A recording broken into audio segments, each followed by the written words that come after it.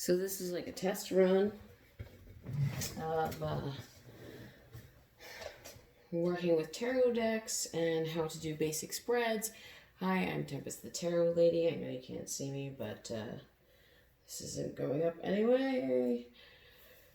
So what I'd like to do today is actually do a basic spread of past, present, future, showing everyone how relationships between cards mean something and how to tell what they mean.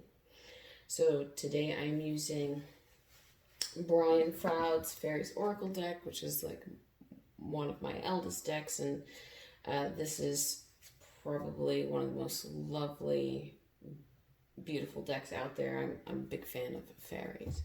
That I will use in conjunction with the Celtic Fairy Tarot deck. And then we'll do an additional spread or an additional clarification with the Millennium Sauce deck and the Sufi's Wisdom Oracle. So if you don't know the difference between tarot and oracles, oracles tend to have their own structured way of divining versus the tarot, which tends to be pretty similar throughout, 78 cards, give or take, 4 suits, major arcana. Oracle decks don't tend to have that. They tend to have each individual card means something, and you'll have to learn how that works. So today we're just going to ask, it's nice for the client or for the querent to ask the question out loud. So as an easy point, I will say, let's do a past, present, and future for the Aquarius collective. What to expect, what was past, what is present, and what to expect in the future. Oh dear, I've got quite a bit falling out there.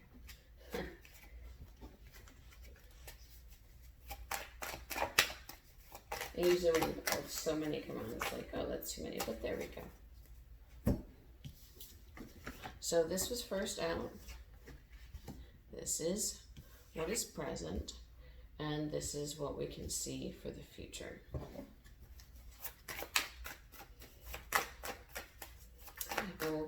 We'll use the oracle cards as a way to clarify what is being said here.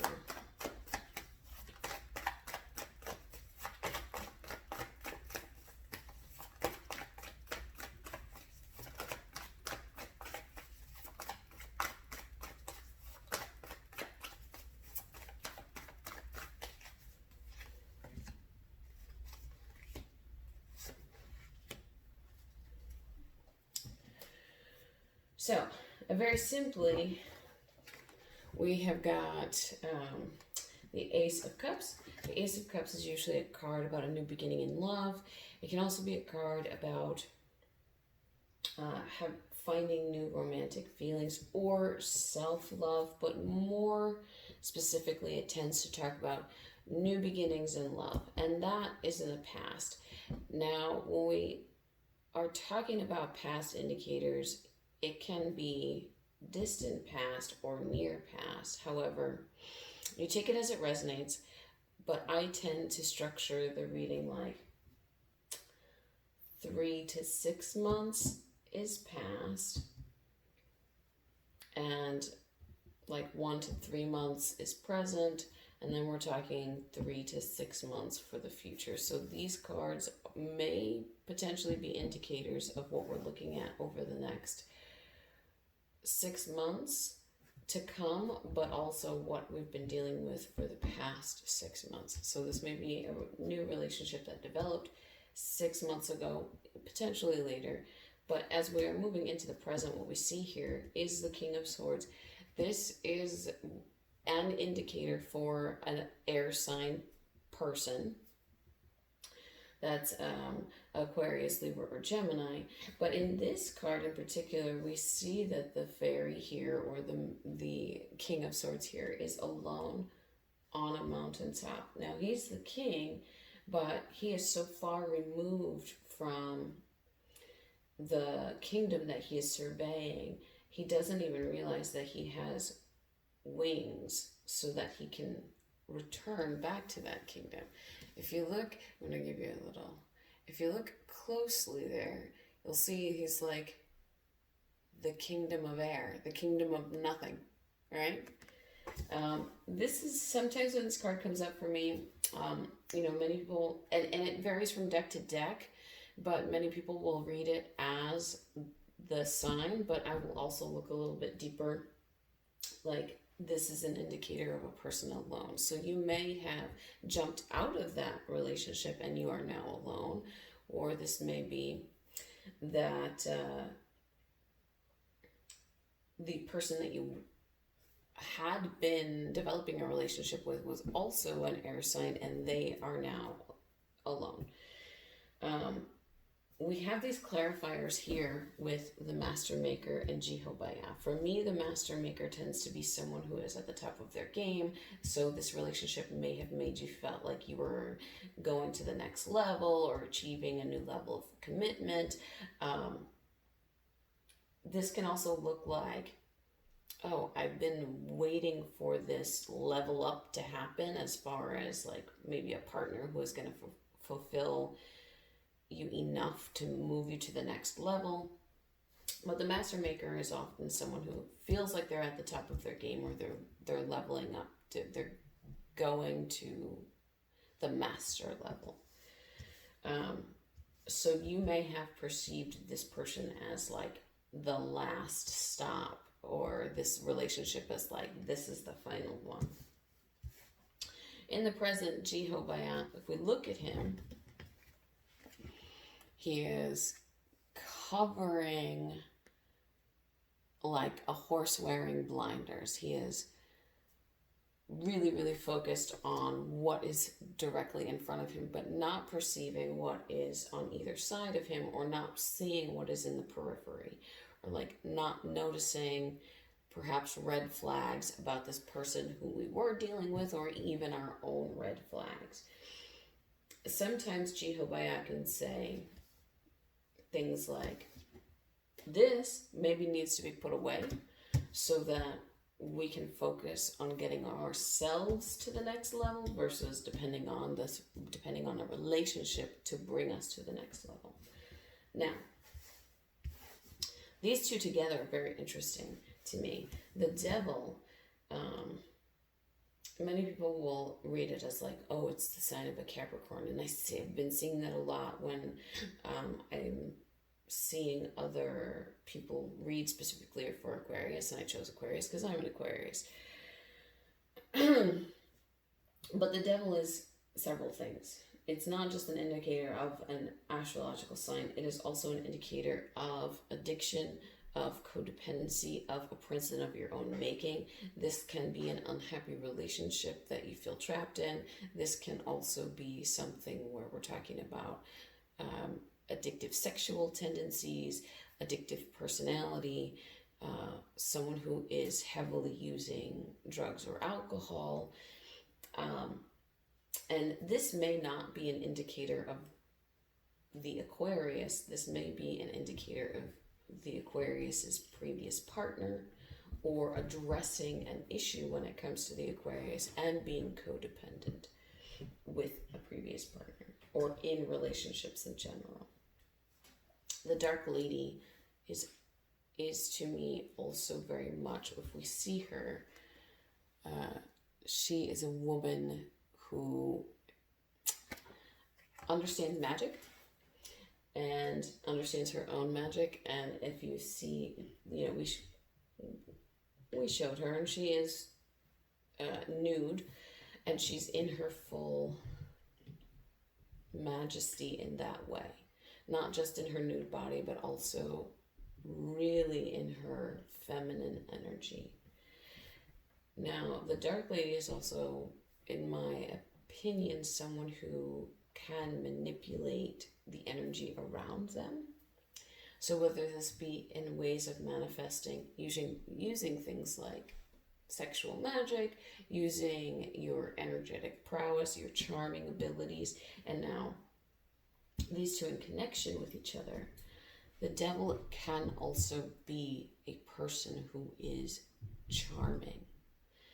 Now, if I were to read these combinations together, I may read them like this.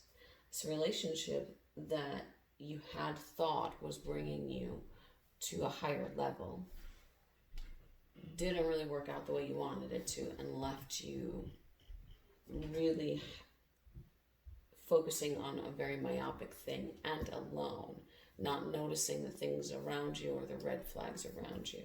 This charming person may return, putting on the charm, and it really causes you to address your codependency and look at them and view them for exactly who they are. That may be one way of reading this combination. So what you saw was the relationship where you are is potentially alone, and where what will be is a resurgence of this person and in their truer energy, and it's your job to now realize who they have been. So I'm going to do another quick one because this video was supposed to be 5 minutes and it's turning into a 20-minute video. I use the Millennium Sauce deck, and again, we'll ask a similar question just to see if we're getting a similar answer, I guess, or maybe we'll get a different storyline. Who knows? Because we're reading for collective energy. So we'll read again for collective energy when it comes to Aquarius. And what can you show me? Past, present, and future. What has been? What is? What will be? What can we expect to see for the Aquarius?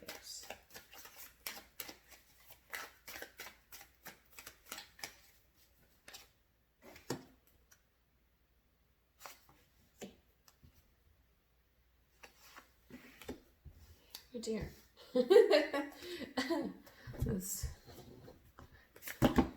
So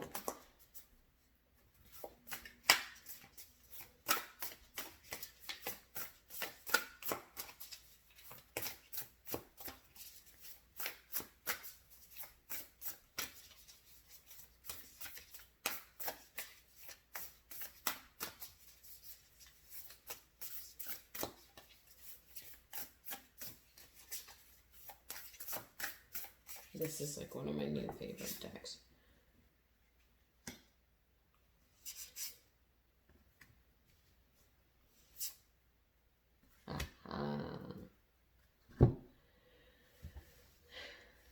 These colors are like very vibrant, and I love them.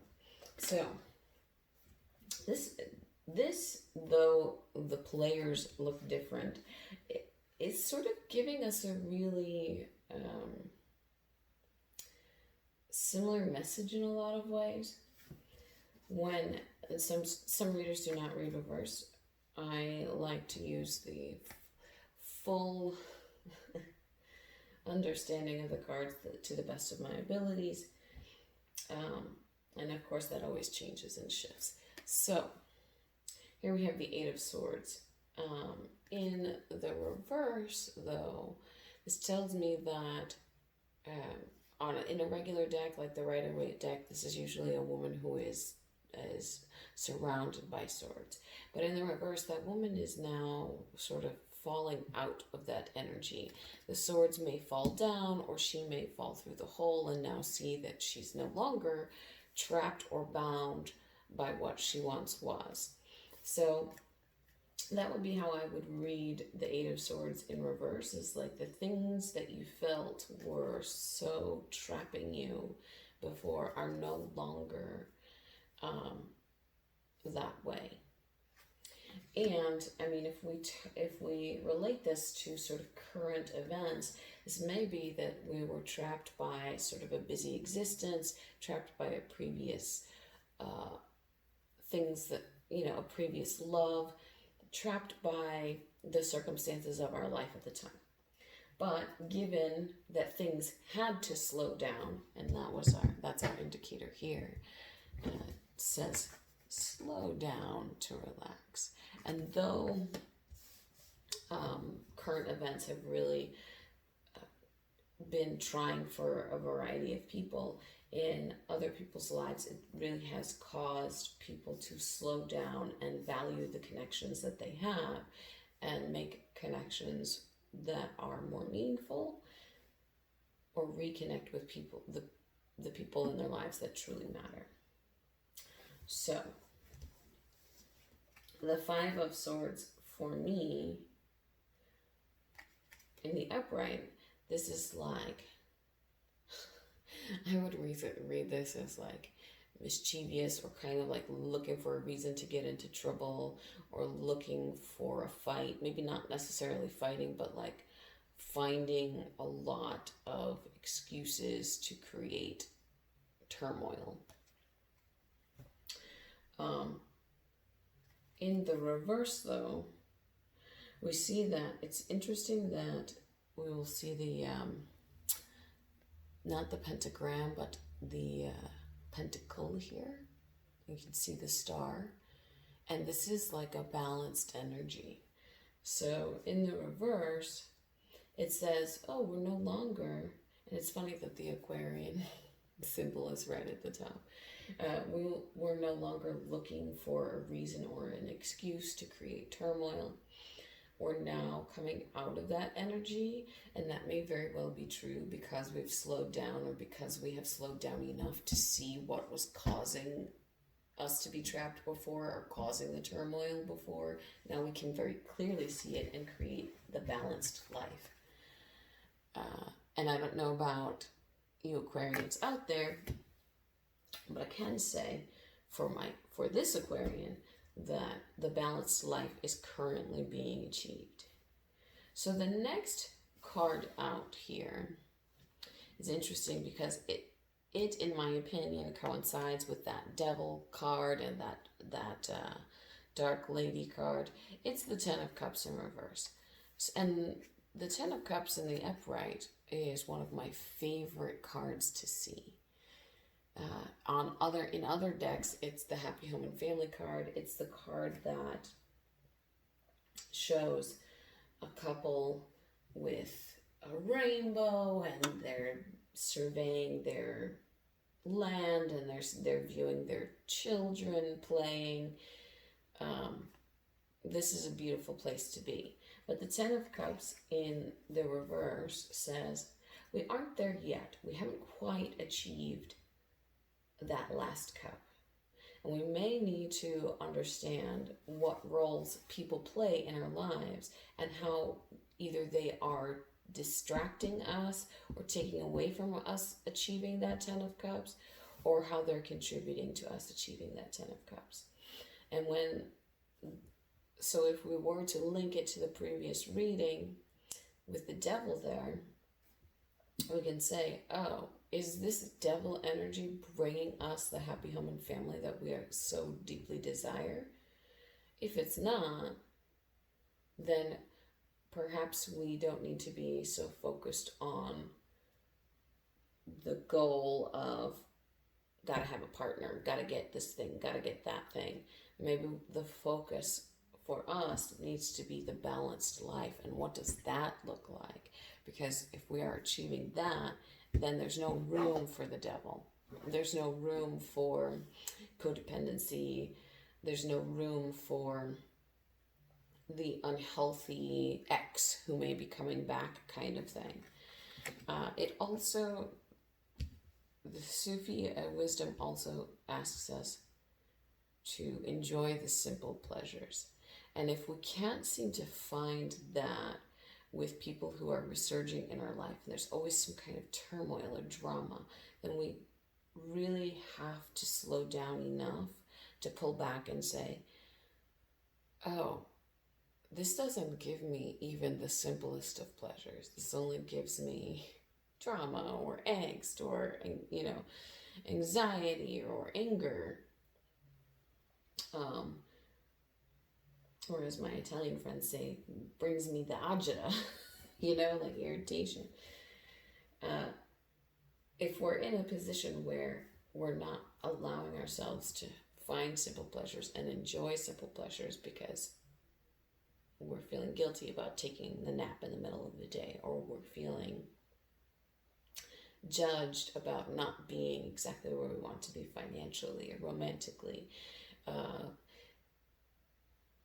in our career, things like that, then it's time to sort of like pull back and go, how do we get there, but how do we also enjoy the journey getting there? So that would be the way that I kind of would read this simple past, present, and future.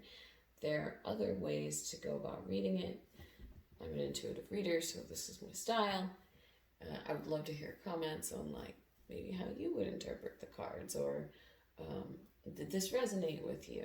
I'm going to link the decks that I used below. I'm also a reader on Keen. You can find me there 7 days a week at various times, and you can also contact me through my website should you want to know more about how to read tarot, or just to connect, or even schedule a private reading. Thank you so much. This is Tempest the Tarot Lady, and it's been a pleasure.